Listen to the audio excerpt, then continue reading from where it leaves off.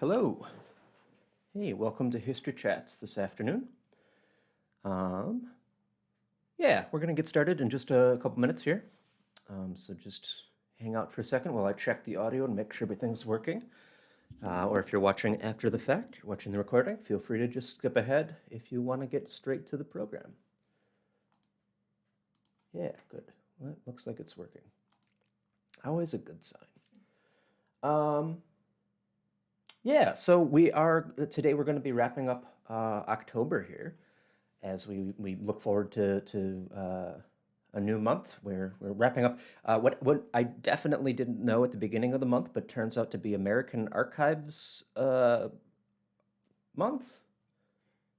It's like it's one of those internet holidays that you didn't realize was a thing until people start posting about it. So coincidentally, we are sharing some stories from our archives.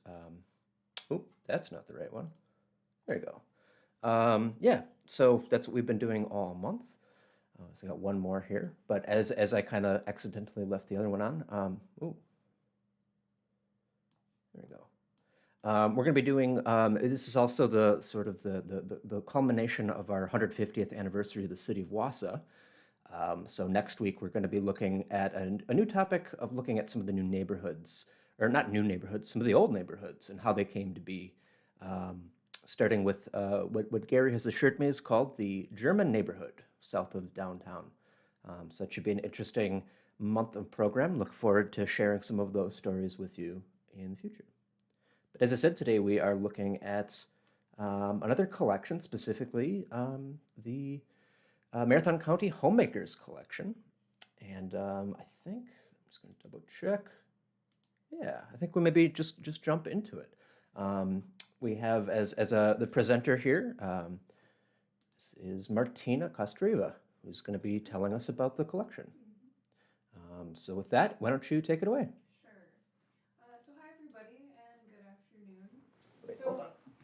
Did I mute it again? Yep. okay. There we go. All right. Hi everybody and good afternoon.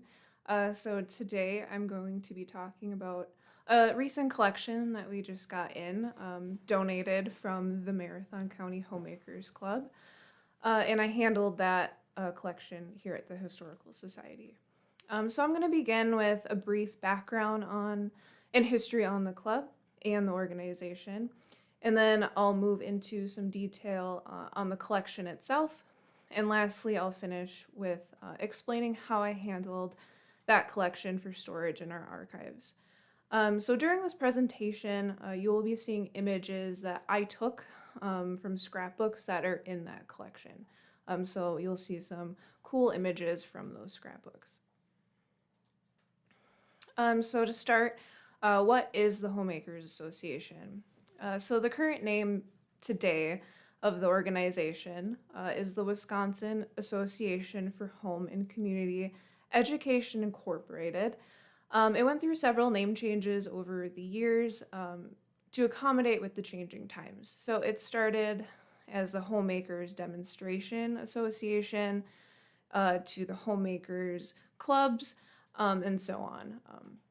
And their goal was to help women of the household with tasks, so their daily tasks. Specifically, it focused with rural women. So it was a nonprofit educational organization made up of 59 member associations throughout the counties in Wisconsin. The organization started as an extension from the University of Wisconsin. So the members of the organization would take information from the university faculty and staff and then extend that information to their own members and communities. So to clarify a little more, there was the mainstay organization, and that broke out into county associations, and that broke out even farther into individual township clubs. So what did they do? The members of the association were very active in their communities. They held educational programs and demonstrations like how to read a credit report and other how-tos that were helpful for the home and family. They performed service projects like clothing exchanges, sewing quilts for hospitals, and collecting personal care items for local shelters. They hosted social events like dinners and fashion shows, and they would hold monthly club meetings in each other's homes just to stay connected and keep each other updated with current events. And they would participate in county and state events, so fairs and parades. So a little bit of history on the state organization.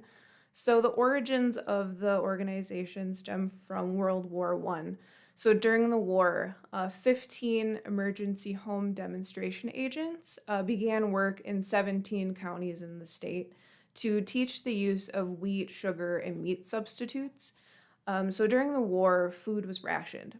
So families had to learn how to work with what little they had. So women of the homes needed a little bit of help on how to cook with very limited ingredients and substitutes. So it was a very new thing that they had to learn to live with. So the organization was meant for mainly rural women, and the goal was to make their tasks of the home easier and to help them make connections outside of the home. So for example, if you're living out on a farm, out on a county road in the middle of essentially nowhere, and you're too busy to get into town, it's just hard to make time for those women to go out and make connections and communicate outside of the home. But throughout time, the organization had organically changed with the times. So the membership began to include urban women, young women, and even later they included men in their clubs. And so about the Marathon County organization, so pictured here on the screen is Mary Brady. She was the first agent in Marathon County, and she was sent by the state. And she was here for 3 years, from 1918 to 1921. And she was one of the emergency demonstration agents that was sent by the state that I mentioned before. So Marathon County was the only county to keep its home agent when the war ended. The county board voted to retain her on a permanent basis in 1919. The first official get-together meeting of the Marathon County Club was on April 26, 1919, and it was held in the dining hall at the Universalist Church in Wausau. The development of other county extension groups like First Maine, Texas, and Rib Falls clubs were established in the months and years to follow. And then by the time Mary Brady left, there were 26 homemakers clubs in the county, totaling with 663 members. And she also helped establish 14 4-H clubs. So the homemakers were involved with other organizations that kind of had similar goals as they did. So they helped establish 4-H clubs. And the club would later celebrate Mary Brady Day in her honor, and also for the club's 30th anniversary in 1949. So you can see on the right on the screen here, I took an image of a page out of one of the scrapbooks featuring Mary Brady, and you can see a little program on the page there that says Mary Brady Day.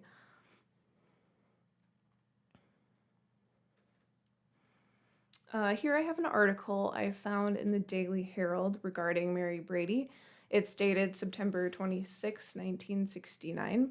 And this is a report that Mary wrote. And it's actually, I found the same report in one of the scrapbooks that we have now. So I thought it was a good thing to include here. And she says, in April 1919, when the Red Cross work was no longer so urgent as to keep the county and small village auxiliaries busy, several of the women came to me and said, "We shall miss our Red Cross meetings greatly, for we looked forward to them and we enjoyed the social contact as much as we did the work." So she continues to explain here that this was another motivational factor to officially form the clubs, and that it was a necessity for women in the county. And it helped to officially make the club an organization in April 1919. So getting into the collection here, the club is no longer active as of this year. So this is why the association donated the collection to the Historical Society this year. So the photo on the right is the collection that I handled and processed. It consists of 3 banker boxes, 1 half box, and 4 loose club scrapbooks, history scrapbooks. So the banker boxes are mainly filled with the scrapbooks over a variety of years and a variety of extension groups. And the half box contains yearbooks and music programs and other loose documents. And the photo over on the left, I took of existing homemaker club collections that we already had in our archives. So we gained these in the past years. And altogether, we have a really great collection for the homemakers group. And then here I just included an example of what's in the club history scrapbooks. So they have a really detailed history here of the clubs with years and dates. And this was a main source that I used to put together this presentation. So it was already, the collection's very useful and helpful.